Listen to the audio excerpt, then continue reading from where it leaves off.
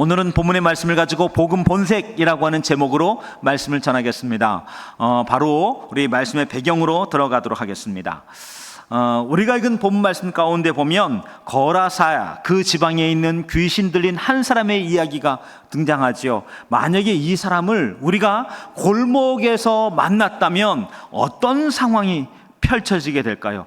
아마도 공포영화 그 자체 아닐까 싶습니다. 공포영화는 화면 속에 있는 이야기이지만 이 한 사람을 골목길에서 마주쳤다 할 때 여기에 혼비백산하지 않을 분이 몇 분 계실까요? 아마도 끔찍하고 두려운 순간 아니었을까 싶습니다. 이 사람은 귀신이 들려 있습니다. 이 귀신은 이 사람을 난폭하게 만들었습니다.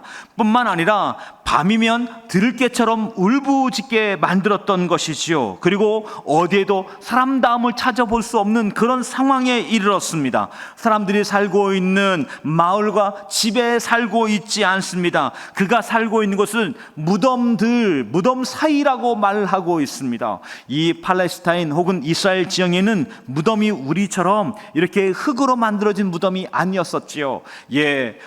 동굴을 만들었습니다. 그리고 동굴 안쪽에 시체를 매장했던 것이죠. 그러함에 그 동굴들을 자기의 거처 삼아 있는 거라사의 광인이로 불려지는 사람이었던 것이죠. 아마 거기에서 화가 난 짐승처럼 입에 거품 물고 소리를 지르는 그런 일들이 비일비재했던 것이죠. 이 내용이 누가복음에도 나옵니다. 누가복음에서 이 사람은 옷을 입고 있지 않은 사람으로 등장을 합니다. 그에겐 그 어떤 옷도 문명의 어떠한 것들도 그의 몸엔 거칠 수 없는 그런 상황이 되어져 있는 것이죠. 왜 무덤 사이에 거처하고 있을까요? 이 당시에 예수님 당시에 귀신이 들렸다든지 혹은 정신병자라든지 혹은 나병 환자와 같은 사람들을 위해서 다른 거처를 마련해 주지 않았습니다. 오직 동리에서 마을에서 멀리 떨어진 곳, 사람들과 가까이 접하지 못하는 곳, 사람들에게 해를 끼치기 어려운 그런 곳에 사람들을 풀어 놓았던 것이고, 그리고 그 가운데 몇몇 사람들이 위협적인 사람들이 있다면 여기에다가 쇠사슬로 손과 발을 묶어 놓았던 것이죠. 그리고 한쪽에다 못을 박아 놓았습니다. 그래서 이 사람들이 멀리 가지 못하도록, 그래서 마치 우리 옛날에 강아지들 혹은 집에 개들이 집에 어딘가에 묶여 있던 것처럼 그렇게 이 한 사람 묶어 둔 그 상태가 바로 이 사람이 처한 상황이었던 것이죠. 아마 풍천노숙을 했을 것입니다. 비와 바람을 매일 맞고 사는 삶을 살고 있습니다. 우리 머리가 떡졌을 것입니다. 온갖 오물들, 먼지들이 머리에 뒤집어 써져 있었겠지요. 더군다나 손과 발이 쇠사랑에 묶여 있다라고 했습니다. 헝겊으로 손을 묶어 놓아도 힘들 터인데 쇠로 묶어 놓았으니 아마 그 주변이 손목이든 발목이든 하얗게 그 깊은 속살이 드러났을 것입니다. 거기서 진물이 흐를 것입니다. 만약에 몸부림을 쳤다면 뼈가 드러났을 것입니다. 그리고 그것에 피로 얼룩져 있을 것입니다. 아마 이런 상황을 머릿속에 그림 그려보면 이 상황이 참으로 전율이 일어날 만큼 어렵고 힘든 상황이 아닐까 싶습니다. 아마도 사람의 모습은 거의 남아있지 않은 짐승과 흡사한 그런 상황일 것입니다. 그래서 사람들은 이와 같은 거라사의 광인을 사람으로 대하지 아니하고 짐승쯤으로 생각하는 사람들도 꽤 많지 않았을까요?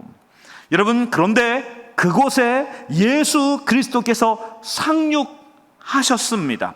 사실 여기 예수님과 그의 제자들, 예수님의 제자들은 방금 전 예수님으로 인해서 너무나 놀라고 두근거리는 가슴을 갖고 있습니다. 왜냐하면 오늘 저희가 마가복음 5장을 읽었지만 4장을 보면 이 사람들이 갈릴리 호수를 건너고 있었습니다. 그런데 그때 큰 태풍, 큰 폭풍이 바다에서 일어난 것이죠. 배 안으로 물들이 뛰어오릅니다. 파도가 거칠어지기 시작합니다. 모두 죽었다라고 생각한 그 순간에 예수님께서 일어나셨습니다. 그리고는 두 마디를 외치셨습니다. 잠잠하라, 고요하라. 이 두 마디에 의하여서 바다는 곧장 잠잠해졌습니다. 이 제자들은 어떤 마음이었을까요? 병자를 고쳤던 예수님을 알고 있습니다. 하지만 그 예수님은 단순히 병자만 고치는 분이 아니라 바람과 파도, 이 땅, 하늘과 일기, 이 모든 것들, 자연계의 주인이란 사실을 그 제자들은 눈으로 목격하게 되어진 것이죠. 그 예수께서 폭풍을 잠잠케 하셨습니다. 그리고 예수님과 함께한 이 사람들은 두 번째 태풍을 향해 들어가고 있습니다. 그 태풍은 이와 같은 자연계의 태풍이 아닙니다. 어떤 태풍일까요? 말씀드렸던 거라사의 광인을 마주치는 그 순간으로 들어가게 된 것이지요. 이 제자들이 이제 뱃머리를 돌려서 거라사 지역으로 들어갑니다. 그런데 들어갈 때 무언가 마음이 찜찜합니다. 불편합니다. 왜 그럴까요? 유대인들이 금기시하는 거, 접촉하지 않는 거, 만지지 않는 것 몇 종류가 있습니다. 그 가운데 대다수의 사람들은 시체나 혹은 무덤 가까이에 가서 만지지 않습니다. 이것은 불결할 뿐만 아니라 시체 혹은 무덤 가까이 갈 때 내가 부정하게 된다라고 여겼기 때문인 것이죠. 또 한 가지가 있습니다. 바로 돼지떼입니다. 돼지는 이스라엘 사람들은 먹지 않습니다.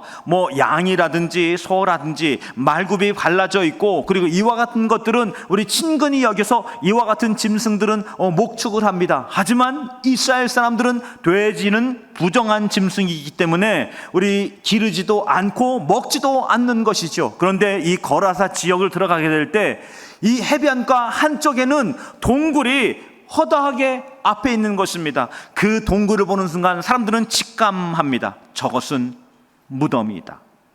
왜 우리 동네 어디나 혹은 다른 지역에 갈 때 이 비석이 서 있는 것만으로 저기는 무덤이구나를 알 수 있는 것과 똑같은 상황이죠.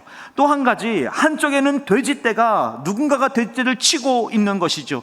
그러함에 이곳은 이스라엘 사람들이, 정통 유대인들이 가까이 가지 않는 그곳입니다. 그런데 예수님께서 한사코 그곳으로 뱃머리를 정하셨습니다. 그리고 그곳에 도착했습니다. 그런데 도착하자마자 깜짝 놀랐습니다. 아마 제자들은 어찌할 바를 몰랐을 것입니다. 왜냐하면 저기 저 멀리에는 동굴로부터 한 사람이 미친 들깨처럼 뛰어오기 시작하는 것이지요. 누구였을까요? 오늘 말씀 속에 나와 있던 거라사에 귀신 들려 있는 사람, 이 사람을 거라사 광인이라고 보통 이야기를 합니다. 이 한 사람이 다른 누구도 아닌 바로 배가 되어져 있는 그곳으로 직진해 달려오고 있는 것이지요. 말씀드렸듯 옷을 입지 않은 사람입니다. 오랫동안 풍천노숙했습니다. 아마도 우리 본 말씀처럼 쇠사슬 이것을 끊어낸 사람이니 그 온몸에는 피투성이 아니었을까요? 더군다나 다 떼지 못한 이 쇠스랑들을 손에 철렁을 띄어오고 있는 것이죠. 이 상황은 제자들이야말로 공포영화 그 자체 아니었을까요? 순간 경직되어집니다. 어쩌면 제자들 몇 사람들은 바닷속으로 뛰어들어갈 준비를 하고 있을 것입니다. 그 위급하고 다급한 상황 중에서 오직 예수만이 평안합니다. 예수님만이 평안한 것이죠. 그리고 그 사람을 마주 대하는 것이죠. 예수님과 마주쳤습니다. 마치 할렘 전선과 온난 전선이 마주치는 것처럼 두 기류가 마주쳤습니다. 그런데 이 마주치자마자 놀라운 일이 일어났습니다. 바로 귀신 들렸던 거라사의 광인이 예수님께 무릎을 꿇게 되는 상황인 것이죠. 제자들은 보았습니다. 수많은 사람들, 그 가운데는 바리새인과 서기관들은 예수님이 어디 출신이냐, 그가 믿을 만한 사람이냐, 그가 하는 말은 옳은 말이냐, 갑론을박뿐만 아니라 늘 이 모여있는 곳에서 예수님을 헐뜯고 비방합니다. 그런가 하면 이런 분위기에 휩쓸린 수많은 사람들, 그리고 일반 군중들은 이 예수님을 대할 때마다 때때로는 감탄이 일어나지만 때때로는 의심의 마음을 지울 수 없는, 그래서 루머가 많은 분이었습니다. 그런데 이 거라사의 광인은 바로 눈앞에 있는 분이 누구인지 즉시 알아챕니다. 무엇이라 말합니까? 하나님의 아들이라고 선포합니다. 그리고 그 앞에 무릎을 꿇고 있는 것이죠. 맞습니다. 사람들은 알아주지 않을지언정 이와 같은 악한 귀신과 군대 들린 사람들은 바로 눈앞에 있는 분이 누구인지 그 앞에 무릎을 꿇게 되어지는 것이죠. 여러분, 오늘 우리의 삶 가운데 우리가 주를 만나게 될 때 주님이 누구이십니까? 우리의 만왕의 왕이신 줄 믿습니다. 주님을 기뻐 경배하는 여러분과 제가 되어지길 원합니다. 세상 사람들은 그 예수님에 대하여 비방하며 그리고 한낱 세상에 살았던 옛 위인 정도로 치부한 그곳에서 주님이 우리에게 어떠한 분이신지를 선포할 수 있는 여러분과 제가 되어지길 주의 이름으로 축원합니다. 오늘 이와 같은 그 주님이 만나 그에게 말씀하셨습니다. 선포하셨습니다. 선포의 내용이 무엇입니까? 8절입니다. 우리 8절 같이 한번 읽으실까요? 화면을 통해서 8절 말씀 같이 한번 읽도록 하겠습니다. 시작. 이는 예수께서 이미 그에게 이르시기를 더러운 귀신아 그 사람에게서 나오라 하셨습니다. 맞습니다. 예수님께서 그에게 그의 영혼 가운데 그 귀신에 잠식되어져 있는 영혼 가운데 그에게 나오라 라고 선언하고 선포하셨지요. 이와 같은 소리에 앞서 이 귀신 들린 사람은 예수님에게 무엇라 말하였습니까? 7절에 보면 지극히 높으신 하나님의 아들이여 나와 당신이 무슨 상관이 있나이까 라고 여쭈었지요. 그리고 예수님은 다시 한번 물어봅니다. 너의 이름이 무엇이냐를 물어보십니다. 이 말씀은 9절 말씀, 우리가 읽지 않은 9절 말씀에 나와 있습니다. 여러분, 여기 예수님께서는 지금 눈앞에 있는 이 사람의 실체가 무엇인지 알고 있습니다. 그 실체에 대해 묻고 있는 것입니다. 너의 이름이 무엇이냐? 여러분과 저희가 어느 한 날 하나님을 만나게 될 때에도 하나님은 저희들에게 물으실 것입니다. 내가 누구인지를 물어보실 것입니다. 그때 우리는 우리의 진짜 삶의 가치, 내가 누구인지 그 앞에 낱낱이 드러나게 될 것입니다. 소유가 제가 아닙니다. 직장이 제가 아닙니다. 내가 한 일이 제가 아닙니다. 오직 주님께서는 우리가 누구인지를 물어보실 것입니다. 이런 이야기가 있습니다. 어떤 한 중년의 여인이 혼수 상태에 빠졌습니다. 사경을 헤매던 중에 꿈을 꾸게 되어졌습니다. 이 꿈속에서 하늘의 높은 재판석에서 한 음성이 들렸답니다. 너는 누구냐? 라고 하는 질문이었죠. 여인이 대답합니다. 저는 이 도시 시장님의 아내입니다 라고 이야기를 했습니다. 목소리가 말합니다. 내가 누구의 부인인지를 묻지 않았다. 너는 누구냐? 대답합니다. 내 아이의 엄마입니다. 누구의 엄마인지를 묻지 않았다. 너는 누구냐? 저는 교사입니다. 내가 무슨 직업이 있는지 묻지 않았다. 너는 누구냐? 이런 문답이 오고 갔던 것이죠. 이 여인이 대답합니다. 저는 매일같이 교회에 갔고 그리고 가난한 이들을 돌보는 사람이었습니다. 다시 묻습니다. 내가 무슨 일을 했는지 묻지 않았다. 너는 누구냐? 이 여인은 이 혼상에서 깨어났습니다. 그리고 그의 영혼에 질문이 들어왔습니다. 나는 누구인가? 이 여인의 인생은 나는 누구인가를 찾는 여정이 되어졌고 끝내 발견하게 되어집니다. 누구입니까? 하나님의 자녀라고 하는 자기의 진짜의 정체성, 이것을 발견한 것이지요. 여러분, 하나님께서 우리들을 어느 한 날 물으실 수 있습니다. 너는 누구냐? 여러분, 그때 우리는 하나님께 대답할 말을 각 사람은 준비하셔야 되는 것이죠. 그때는 무엇라 대답하시겠습니까? 다시 한번 말씀으로 들어가겠습니다. 거라사에 이 귀신 들린 사람에게 예수께서 물으셨습니다. 내 이름이 무엇이냐? 그때 이 한 사람이 말합니다. 군대입니다 라고 말을 하였습니다. 내 이름은 군대니 우리가 많음이니이다 라고 대답했지요. 여러분, 군단이라고 대답한 것입니다. 당시에 로마 당시에 한 군대의 숫자는 얼마나 됐을까요? 한 군단의 숫자는 6,000명이었습니다.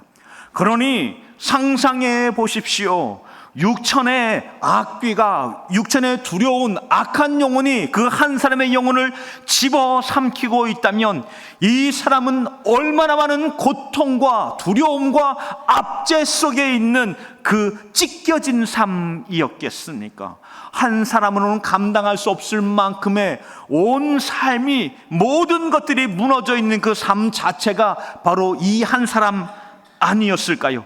모든 것을 빼앗아 갔을 것입니다. 과거를, 현재를, 미래를, 그의 삶에 소중했던 모든 것들이 낱낱이 부서지고 쪼개어지고 그리고 훼손된 사람이 바로 이 한 사람 아닙니까? 그래서 옷 하나도 자기의 몸에 건칠 수가 없을 만큼 그 삶은 훼손되어져 있고 그 인격과 그 영혼은 파괴되어져 있는 사람이 되어져 있는 것이지요. 아마도 이 한 사람은 귀신에게 사로잡히기 전 가족들에게 사랑받는 아들이었을 것입니다. 그리고 형제였지 않을까요? 그와 같은 그 한 사람의 삶이 망가져 있습니다. 우리 성도님들 중에서도 사랑하는 가족이, 사랑하는 누군가가 인격과 영혼이 훼손되어져 있고 병들어 있다면 그것을 지켜보는 아픈 마음이 무엇인지 아마 경험하셨을 것입니다. 어떻게 무엇이라도 도와주고 싶고 어떻게라도 건져주고 새롭게 하고 싶은데 이 모든 방편과 수고 속에 모든 것들이 무용지물이 되어질 때 아무것도 해둘 것이 없다, 내가 도와줄 수 있는 게 없다라고 하는 그 마지막 골목에 도착했을 때, 그때 그 잃어버린 아픔, 그 상함, 그 고통, 그 마음 깊은 것인 무기력감, 곤고함이 얼마나 큰 것일까요? 처음에는 안타까워서 모든 수단과 방법을 동원해서 이런 일 저런 일을 다 해보았을 것입니다.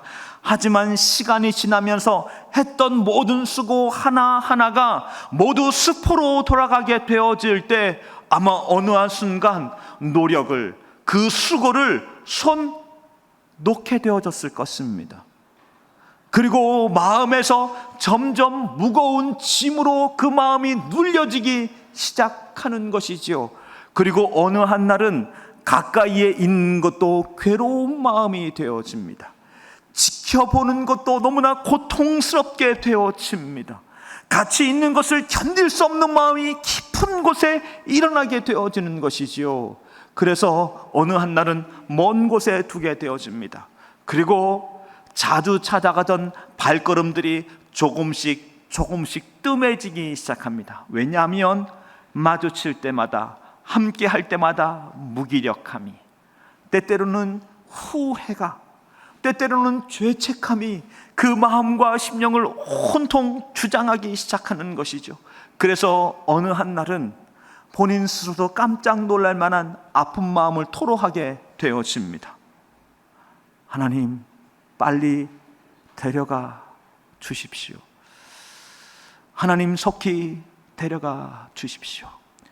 이런 그 기도 속에 또다시 한번 후회로, 아픈 마음으로 자기 자신의 어쩔 수 없는 상황을 돌보는 그 마음이 가족의 마음 아닙니까? 그 마음이 가족의 마음 아니었을까요? 여러분, 어쩌면 우리의 삶 가운데에서도 이와 같은 곤고한 짐이 있는 성도님들이 있다면 하나님이 주신 위로와 깊은 소망이 그 영혼 가운데 불어넣어 주시기를 주의 이름으로 축원합니다. 오늘 이 한 사람의 놀라운 은혜의 반전은 바로 예수님이 다른 어떤 곳이 아닌 거라사의 그 무덤들이 즐비한 그곳으로 도착했다는 것이죠. 예수님이 상륙하셨습니다. 그리고 예수 만난 그 사람은 어둠의 권세가 즉시 예수님 그 앞에 무릎을 꿇게 되어지는 것이죠. 그리고 그에게, 예수님에게 청을 요청하는 것이죠. 무엇입니까? 영원한 형벌, 무적행에 떨어지는 것을 피하기 위하여서 그보다 조금 가벼운 형벌, 그리하여서 저기 저 눈앞에 보이는 돼지떼에게 잠시 그 영혼의 안식을 구하는 이 요청을 하고 있는 장면이 우리 읽은 말씀 그 아랫부분에 등장합니다. 맞습니다. 여기 이 악한 우리 귀신에 붙잡혀 있던 한 사람, 그리고 그 영혼을 사로잡고 있던 이 군대라고 하는 어마어마한 무시무시한 이 악한 세력은 예수님에게 청하는 것이지요. 조금이라도 가볍게, 조금이라도 가벼움을 위하여서 저기 저 돼지들에게 거할 수 있도록 은혜를 달라고 요청한 것입니다. 예수님께서 허락하셨습니다. 그런데 이와 같은 허락 속에 돼지들은 이 귀신이 오자마자 견딜 수 없습니다. 그리고 그리하여서 저기 저 절벽으로 다름질을 하기 시작합니다. 그 절벽 안에 무엇이 있었을까요? 예, 바다가 있었습니다. 결국 돼지떼 2,000마리는 바다에 몰살당하고 말았습니다. 그리고 이와 같은 광경 속에서 이 돼지떼를 치고 있던 사람들은 아연실색하게 되어집니다. 여기 2,000마리나 되는 사람, 이 2,000마리 되는 돼지떼를 돌보기 위하여 많은 목동들이 있었을 것입니다. 이 감당할 수 없는 장면 앞에 혼비백산하여서 마을로 들어가는 것이지요. 악자들은 마을에 있는 공동 자산이었을 것이다, 아니면 부자 누군가의 재산이었을 것이다 라고 말합니다. 가서 낱낱이 구하는 것이죠. 지금 저기 저 언덕에서 무슨 일이 있었었는지, 그 얼마나 두렵고 기이한 일이 있었는지를 낱낱이 구하게 되어지는 것이죠. 이 일 사이에 이 한 사람, 귀신으로부터 자유롭게 된 사람은 어떻게 되어졌을까요? 예, 이 사람은 잃어버렸던 평강을 만나게 되어졌습니다. 그 온 영혼을 공포 속에, 매일 두려움 속에 자기 몸을 스스로 자해하게 하는 악함 속에 시달렸던 한 사람의 영혼 가운데 평강과 자유와 그리고 기쁨을 만끽하는 그 은혜의 시간을 경험하고 있는 것이지요. 아마도 이와 같은 그 주체할 수 없는 기쁨 속에서 예수님을 경배했을 것입니다. 그 사이에 사람들이 혼비백산하여 달려왔습니다. 사람들을 만나자마자 이처럼 말하지 않았을까요? 나를 알아보겠냐고, 내가 누구인지 기억하느냐고, 내가 어떤 시간을 보내는지 보았느냐고, 내가 저곳에서 쇠사슬에 묶여있던 그 사람이었노라고. 그런데 나에게 이제 돌아갈 집이 생겼다고, 내가 돌아갈 수 있게 되어졌다고, 내가 이제 어머니에게로 가고 싶다고 그 이야기를 하지 않았을까요? 그러면서 나를 이렇게 하신 분이 바로 내 앞에 있는 예수님이라고, 그분이 나를 자유케 했다고 이것을 노래하며 이야기하는 시간을 갖고 있지 않았을까요? 맞습니다. 아마 그와 같은 시간을 갖게 되어졌을 것입니다. 이 사람에게 부끄럽고 그리고 너무나 어렵고 그리고 너무나 끔찍한 과거가 있었지만 이 과거는 중요치 않습니다. 왜냐하면 지금 이 사람은 자유를 갖게 되어졌습니다. 현재 새로운 삶으로 초대되어진 것입니다. 이제 놀라운 삶으로 출발할 수 있는 힘을 갖게 되어졌기 때문에 그 과거의 그 모든 일들은 부끄러움이 아니라 이제 새로 시작할 힘과 능력의 출발점이 되어져 있는 것이지요. 여기에서 성도님들께 한 가지 여쭙도록 하겠습니다. 여러분, 생명의 가치가 어느 쪽이 클까요? 제가 5개를 여쭙겠습니다. 부자와 가난한 사람 중에 어느 쪽이 생명의 가치가 클까요? 건강한 사람과 병자 중에 누가 클까요? 일반 시민과 범법자, 죄를 지은 사람, 이 사람 중에 누가 더 가치 있는 사람일까요? 피해자와 가해자가 있습니다. 누가 더 가치 있는 사람일까요? 막 태어난 신생아가 있습니다. 이제 우리 나이가 들어 온몸이 백발이 되어진 노인이 있습니다. 누가 더 가치 있는 사람일까요? 마음 가운데 결정해 보십시오. 결정되셨습니까? 성경은 무엇라 말씀하고 있을까요? 예, 같다. 모두 똑같다. 모두 하나님의 긍휼이 필요한 사람이다. 모두 하나님의 자비가 필요한 사람이다. 모두 하나님의 돌봄이 필요한 사람이다. 그 누구 한 사람도 하나님께는 모두 귀하고 귀한 사람이다 라고 하는 것, 그것이 하나님 그리고 성경의 말씀이지요. 여러분, 그런데 세상은 이와 같은 사건들 앞에서 다른 결론에 다다르게 되어집니다.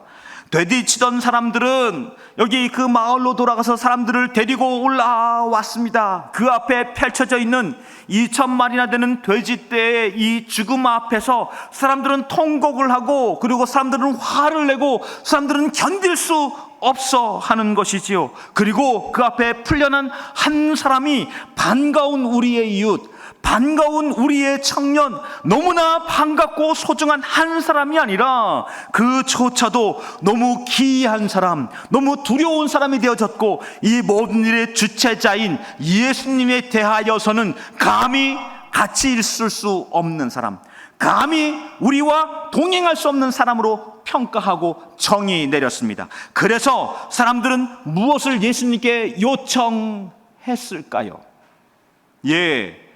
여기 거라사에서 떠나기를, 마을로 들어오지 말기를, 우리와 접촉하지 말기를, 우리에게 어떠한 말도 전하지 말기를, 오직 이 마을을 빨리 떠날 것을 요청하고 있습니다. 여러분, 본색이라고 하는 것이 무엇입니까? 겉으로 보여져 있는 색깔, 겉으로 보여져 있는 이미지가 아니라 감추어져 있는 것입니다. 그것이 드러나는 순간이 있습니다. 바로 이 순간이 그것이 드러나는 순간이었지요. 이 사람들이 드러낸 그 본색은 무엇입니까? 그것은 저기 저 한 사람이 새로워진 것보다, 새로운 삶을 찾게 되어진 것보다, 자유로운 사람이 되어진 것보다, 부모님 어머님의 집으로 우리 마을로 돌아오게 된 것보다 누가 더 중하다, 무엇이 더 중하다, 2,000마리의 돼지떼가 더 중하다라고 하는 바로 그것이지요. 저는 이 장면이 너무나 안타깝습니다. 만약에 예수님께서 거라사 그 바깥에서 거절당하여 등을 돌리고 다른 길로 가지 않고 거라사로 들어갔다면 어떤 일들이 일어났을까요? 그 거라사 안에 있는 그 곤고한 사람들의 마음 가운데 병자들이 회복되어졌겠지요. 수많은 사람들이 자유를 경험했겠지요. 생명의 변화가 일어났겠지요. 죄인들이 참된 소망과 진리를 만났겠지요. 사망의 음침한 어두운 골짜기를 걸어갔던 사람들에게 놀라운 생명의 길이 만들어지고 초대되어졌겠지요. 광활하고 놀라운 일이 그 마을에 잔치로 일어났을 것입니다. 그런데 이 마을은 예수님이 오기를 거절했습니다. 예수님이 가까이 오는 것을 두려워했습니다. 그래서 예수님을 바깥으로 내몰았습니다. 여러분, 이 일은 2000년 전에 처음 있었던 일도 아니고 마지막 있는 일도 아니었습니다. 예수님이 가는 곳곳마다 예수님 경자를 향하여 치유하고 기적을 베풀었습니다. 그때 사람들은 환호하고 예수님을 따라갔습니다. 하지만 예수님께서 그들에게 하나님 나라를 선포하고 그 안에 그 영혼 가운데는 위선들을 드러내고 그 안에 있는 교만함과 악함의 제약의 근거가 무엇인지를 드러낼 때 사람들은 예수님을 향하여서 거절하였습니다. 그리고 예수님 가까이 오는 일들을 우리 비판했습니다. 예수의 말씀 앞에서 사람들은 저를 죽일 음모를 꾸미기 시작하는 것이지요. 그리고 예수님의 이야기와 메시지에 대하여 사람들은 이 일들을 조작하여서 예수님 십자가에 못 박고자 했던 것이죠. 여러분, 이 일은 과거에만 있었던 일은 아닙니다. 오늘 우리의 삶 가운데에서도, 오늘 우리의 예배 자리에서도 오늘 나의 이익과 예수님이 충돌되어질 때, 나의 경험과 신념, 나의 생각, 나의 판단과 복음이 충돌되어질 때 예수님은 거절되어집니다. 복음이 아니라 내 경험이, 복음이 아니라 내 소유가, 복음이 아니라 나의 이익과 유익이, 복음이 아니라 나의 편리가 그보다 중요한 일이 되어져 가는 것이죠. 오늘날에도 교회에서, 오늘날에도 수많은 현장 가운데 예수는 거절당하여지며 들어가지 못합니다. 여러분, 왜 이렇게 말합니까? 예수님은 오늘 이 땅 가운데 비판하는 곳으로 들어가고 상한 곳으로 들어가지만 환영하지 않는 곳으로는 가지 않으십니다. 예수님은 그 거라사 앞에서 등을 돌리셨고 다른 곳으로 가셔야 했습니다. 여러분과 오늘 저희들의 마음 가운데 우리에게 진짜 중요한 것이, 그리고 진짜 우리에게 필요한 것인지 무엇인지를 보게 되어질 때 오늘 그곳에서 우리는 예수님을 선택하는 여러분과 제가 되어져 가길 주의 이름으로 축원합니다. 예수님이 나에게 가장 소중한 것이 되어질 때, 돈을 압도하는 것이 되어질 때, 나의 편리를 압도하는 것이 되어질 때, 예수의 말씀과 은혜가 나에게 가장 필요한 것이 되어질 때, 예수님은 거라사 그 안쪽으로 들어가서 놀랍고 거룩하고 소중하고 생명의 일들을 만드실 수 있는 것이죠. 그 주님이 저에게 오셔야 되는 것이죠. 그 주님이 저에게 오시는 것이죠. 주님은 우리의 부패됨을 알고 있습니다. 주님은 우리의 위선을 알고 있습니다. 주님은 우리의 영혼 가운데 있는 죄악의 이 악한 부패된 냄새를 알고 있습니다. 그곳을 향해 찾아오십니다. 그곳에 배를 대십니다. 우리가 그곳에서 우리 귀신도 경배했던 하나님의 아들 예수 그리스도를 주님 오십시오, 주의 오심을 기뻐합니다. 주님 오심을 이 시간 환영합니다. 주님 저의 영혼을 새롭게 하여 주십시오 라고 기도하며 주님을 환영하게 되어질 때 우리의 영혼은 오늘 이 거라사의 광인천 자유와 은혜와 기쁨을 만나게 되어질 줄 믿습니다. 여러분, 오늘 우리의 삶 가운데 예수님이 우리의 가정에 오시기를 원합니다. 우리의 가정에 예수님께서 뱃머리를 돌려 도착하실 때 우리가 문을 열고 예수님을 환영할 수 있기를 원합니다. 말씀이 우리 가정을 다스려 주십시오. 말씀이 부부 사이에 상처난 이곳에 새로운 다리가 됨을 선포합니다. 자녀와의 문제 속에 고민한 일들 가운데 주님이 오시기를 원합니다. 우리 가정이 다 해결하지 못하는 문제에 대하여 주님 복음의 비밀과 복음의 능력과 복음의 방법이 임하여 지길 원합니다. 그리고 반부 앞에 주님 순종하겠습니다, 기도할 수 있기를 원합니다. 주님이 우리의 삶의 미래 속에 우리 오시기를 원합니다. 내일의 건강에 대한 두려움과 염려 속에, 물질과 여러 문제와 고민들 속에서, 우리 자녀들의 문제 속에, 마음 아픈 일 속에 주님이 뱃머리를 대고 오시는 것이죠. 그때 때로는 나의 이웃과 혹은 때로는 나의 경험과 상처된 일들 속에서 주님이 그곳에 오셔서 내 아들아 내 딸아 말씀하실 때 주님 오십시오, 그 주님을 기뻐합니다. 고백하며 기도하게 될 때 그곳 가운데 새해를 행하여 주실 줄 믿습니다. 일터와 사업장에도 이런 일들이 일어나기를 원합니다. 거래처 혹은 힘 있는 사람과의 관계 혹은 유익을 도모하기 위한 수많은 방편들 속에서 하나님, 주님이 저의 사업장과 일정 가운데 오시길 원합니다. 기도하는 가운데 주님이 그곳을 새롭게 하는 일들을 만들어가는 축복을 이루는 여러분과 제가 되어져 가길 주의 이름으로 축원합니다. 축원합니다. 여러분, 주의 오심이 우리에게 기쁨입니다. 주의 오심을 즐거워하며 은혜를 구하게 될 때 주의 구원은 단지 옛 이야기가 아닌 오늘 매일 살아있는 소망과 능력의 이야기가 되는 줄 믿습니다. 우리 다 함께 20절 말씀을 읽도록 하겠습니다. 함께 읽겠습니다. 시작.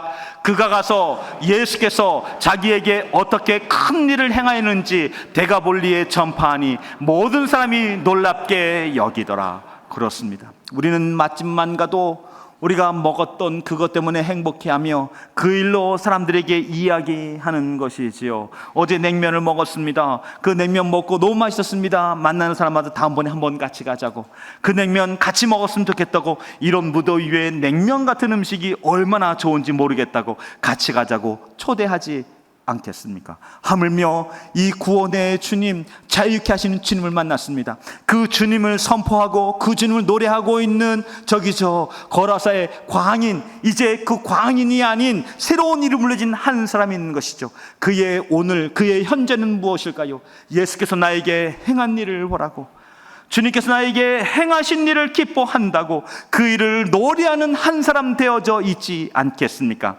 이 한 사람은 이제 거라사의 마을로 들어가게 되어집니다.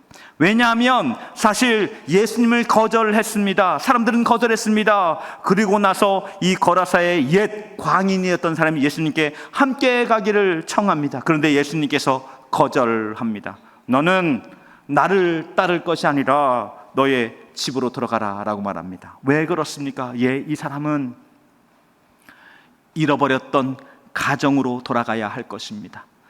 이 사람은 슬픔을 가득 찼던 과거가 아니라 그 마을로 들어가서 그곳에서 미래를 만들어 가야 될 것입니다. 어머니에게로, 형제에게로, 삶의 깊은 곳으로 들어가야 하는 것이죠. 그리고 그곳에서 주님신 은혜를 노래하는 한 사람으로 살아가게 될 것입니다. 우리는 그처럼 이번 한 주 우리의 삶의 자리로 들어가게 될 것입니다. 가정과 일터로 들어가는 곳이죠. 그곳에서 우리 주님께서 주신 은혜와 소망과 감격을 노래하고 전하고 나누는 여러분과 제가 되어지길 주의 이름으로 축원합니다. 축원합니다. 축원합니다.